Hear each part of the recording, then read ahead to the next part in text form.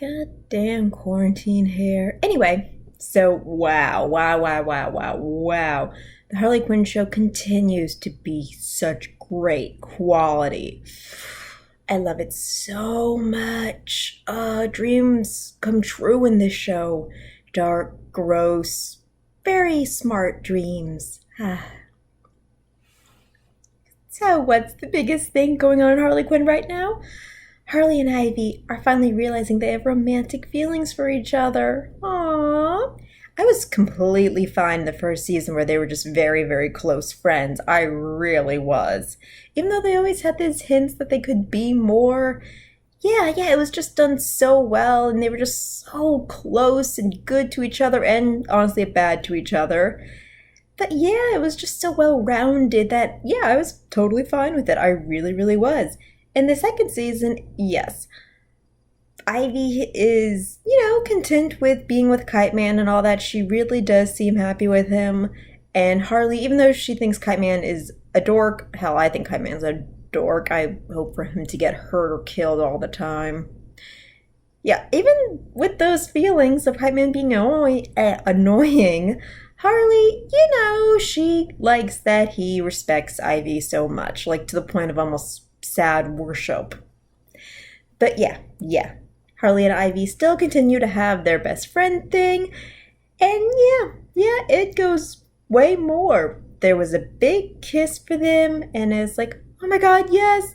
And it didn't feel like, that the episode was really leading up to it. They were just being themselves, looking out for each other, being the good duo they have been.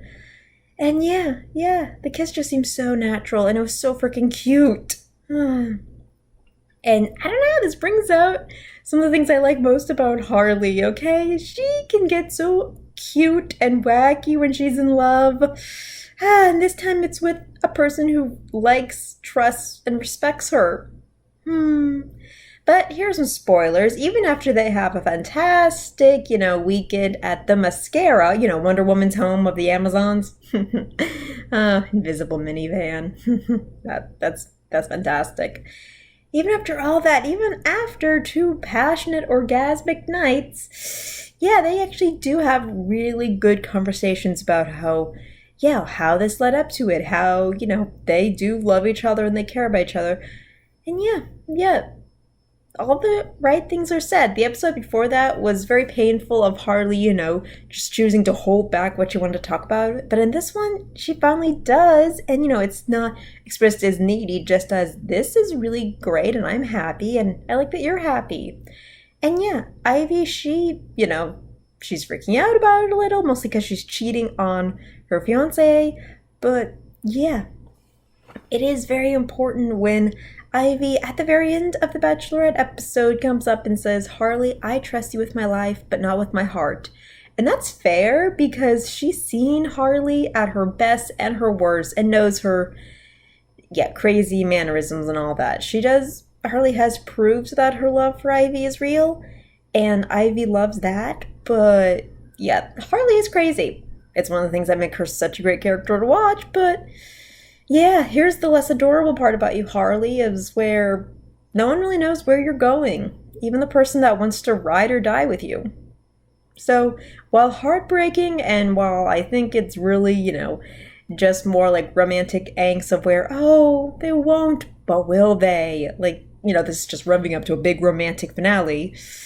God, it's still well done enough that I can respect it. I will continue with this ride. How are the other characters? Let's see. Psycho recently quit. Saw that coming. Psycho, God, you're so complicated to my feelings. On the one hand, everything about you is disgusting and I hate it. But then when you hate other people, I kind of like you. So it's mixed feelings with you. I'll miss you, but I can totally understand your frustration with these hilarious and very stupid coworkers you have. Clayface, still a sweetie. I love that he and King Shark are turning into such buddies. I really do. I love how King Shark gets his own, Sebastian in the Bachelorette episode. Oh my god. Oh god, I loved it. I loved it. So much. And Frank, I just love seeing Frank whenever I can. So yeah, the boys are fine. as fine as they can be. I don't know where Psycho is. I feel like the only person he can, like, talk to is his son. And yeah, let's see how that goes. God, will they have a daddy-son relationship fighting crime or causing crime? Who knows? I can tell you that the Batgirl and her, Commissioner Father's relationship is so great. Oh my god. Like, let's skip over the whole double life thing, where Barbara keeps having to not tell her dad that she's Batgirl.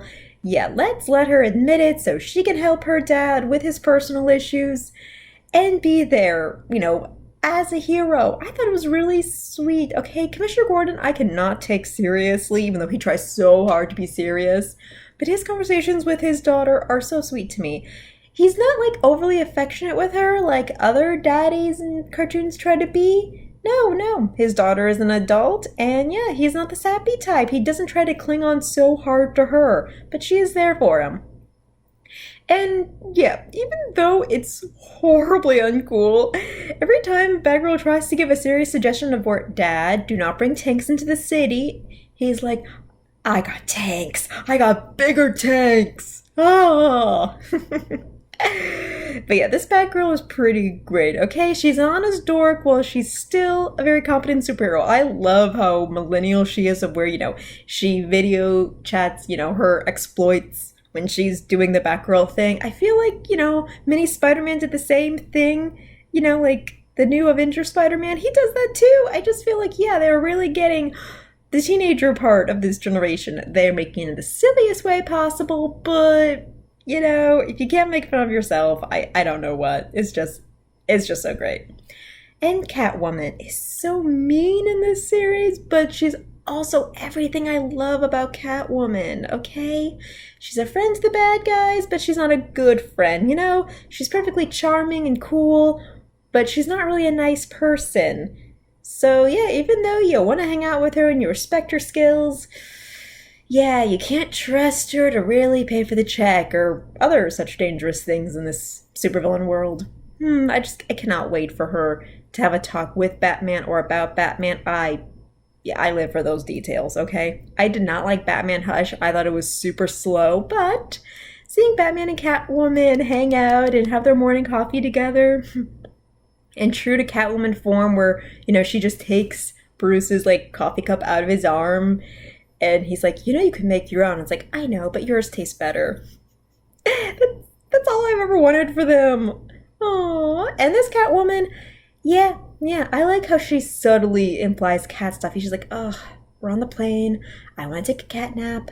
And I love how she just doesn't like people. It's such, like, a thing with cat lady characters, but that is exactly how cats are. So really, you can't really have a cat character without it. Is it a good cliche? I think so. I think it's almost respectful to the species. And there's also more to her. She's a snob. She's super smart, but yeah, she's a beautiful snob. I mean, the woman, like, some of her most famous images are her just, like, bathing in a bed full of diamonds. So yeah, this characterization of her is brilliant. God, I can't wait to see more. I really, really, really, really can't. Yeah. I wonder how Damien's doing in this crazy world. I wonder if the Joker will come back. I don't need him to. I really don't, but I'm curious. Yeah, I think it's nice that they finally gave Dr. Freeze's wife, speaking roles. Yeah. Oh, God. That Hannibal Lecter Dr. Freeze personality was great. I rewatched that episode the most of season 2, I think, because it was just so wonderfully creepy. And I thought it was cute how Harley's friends are like, the worst thing Joker ever did was make you give up on love. Really? That's the worst thing he ever did? I mean, if you just care about Harley, yes, you can totally say that, but wow. So yeah, season 2, you only have a few episodes left, but I look forward to you. Oh god, just dreams come true, man. I'm kind of worried about the Justice League, and I hope they're finding their way out. I really am. But until then, I'm just loving the characters they have put on so much.